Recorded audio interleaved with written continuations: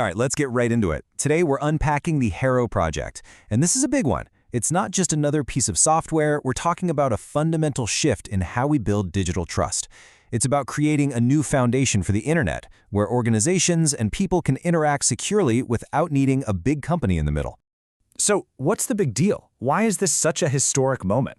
Well, it's the first time ever that a major, live, established public ledger has taken its entire core technology, its crown jewels, its secret sauce, and made it completely open for the entire world to see and use. And that brings us to the central question we're going to explore. What actually happens when the code that powers a massive network is no longer a private corporate asset, but instead becomes a public good? Something that's owned, managed, and improved by the community. Let's find out. To really get this, we've got to go back to the beginning. Let's look at the foundational event that kicked this whole thing off, because this is where the story really begins. So what exactly is Hiero? Well, in the simplest terms, it's the complete open source engine that runs the Hedera network. And I mean everything. The groundbreaking hashgraph consensus algorithm, all the core services for developers, the cryptographic libraries, the whole shebang. It's the digital DNA of the network, and now it's all out in the open. And you know, this whole journey happened incredibly fast. In September 2024, the codebase gets donated, and boom, the Hiero project is born under the Linux Foundation's new Decentralized Trust initiative. Then, just 1 year later, it achieves graduated status. Now, that's not just some fancy label, that is the highest level of maturity a project can get, putting it right alongside giants like Kubernetes and Node.js. That is serious validation. But look, just throwing a bunch of code out into the world is only half the battle. The real challenge, the hard part, is making sure it's governed fairly. So let's take a look at how Hiero has managed to build that public trust. And this is the absolute core idea. The entire governance model is built to be vendor neutral. The whole point is to create a level playing field where the best ideas win, no matter who they come from. It's all about technical merit, not corporate politics or influence. Now, what's really cool is seeing how they put that idea into practice. The Technical Steering Committee, or TSC, is deliberately set up for balance. Of course, you have the inventor, Dr. Lehman Baird, with a permanent seat to protect the core vision. But then you also have seats for the core developers building the thing, a seat for the wider community of contributors, and, this is huge, even a seat for the end users. This structure makes sure that development is always aligned with what the community and the real world actually need. Okay, we've covered the governance. Now for the really fun part. Let's get under the hood and look at the technology that makes all of this tick, the hashgraph engine. So, how is this different from a blockchain? Well, think of a blockchain like a single-lane road. Transactions are lined up one after another in blocks, which is slow. Hashgraph, on the other hand, is like a multi-lane superhighway. It uses a graph structure so it can process tons of transactions in parallel. That makes it incredibly fast, super efficient, and it does it all without any of that energy-intensive mining. And the way it reaches consensus, or agreement, is just brilliant.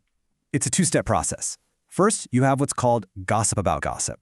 Basically, nodes don't just share transactions, they share the story of how they shared them. I told Sarah at 10:01, who then told Mike at 10:02. They build this incredibly rich history. Then comes the magic trick, virtual voting. Because every node has that complete history, it can calculate what every other node would vote on something without actually having to send any voting messages. It's unbelievably efficient. The result of this whole process is something called an ABFD, asynchronous Byzantine fault tolerance. Now, it's a mouthful, I know, but all you really need to know is this. It's the mathematical gold standard for security in a distributed system. It's the highest level of security possible. And that's why it's so appealing for big, enterprise-grade applications where you simply cannot afford to be wrong. Okay, so the tech is amazing, the security is top-notch, but what can you actually build with it? Let's take a look at the core services Hiero gives to developers. At its heart, Hiero offers developers three main tools. First, there's the Hiero Token Service, or HTS, for creating super high-performance digital assets. Then you have the Hiero Consensus Service, or HCS, which is like a tamper-proof digital notary. It gives you verifiable timestamps and ordering for any event.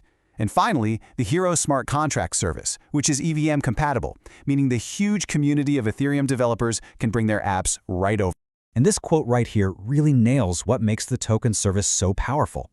By handling tokens at the native level, it means the functionality is baked right into the ledger itself. You don't have to write a complex, expensive, and potentially buggy smart contract just to create a token. It just works.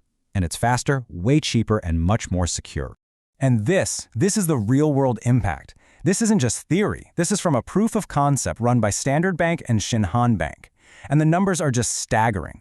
A cross-border payment that normally costs over $40 and takes a week suddenly costs about 10 cents and settles in under a minute. That's not just an improvement, that's a complete game changer. So what's next for Hiero? Well, the project isn't standing still, not by a long shot. There's a very clear roadmap for the future, and it's all about pushing towards even greater decentralization and more powerful features. Over the next couple of years, the focus is squarely on scaling up and decentralizing the infrastructure even more. We're talking about automated node management, the ability to handle a massive number of accounts and tokens, and the full deployment of block nodes, which will create a completely decentralized data lake of the network's entire history. Now, a key piece of this future is a new technology called hints. It's a really clever cryptographic method that lets a whole group of computers agree on the state of the network and then, together, produce a single aggregated digital signature to prove it, all without the complicated setup that this stuff usually requires. And how fast is it? We'll get this. This is the time it takes for hints to collect and combine the signatures from 1,000 different signers. Half a second. Less than half a second. That is the kind of performance you need to secure a global-scale network in real time. Which brings us right back to our big question. The Hiero project is setting a powerful new standard. It's transforming private code into a public utility, like a highway system for digital trust.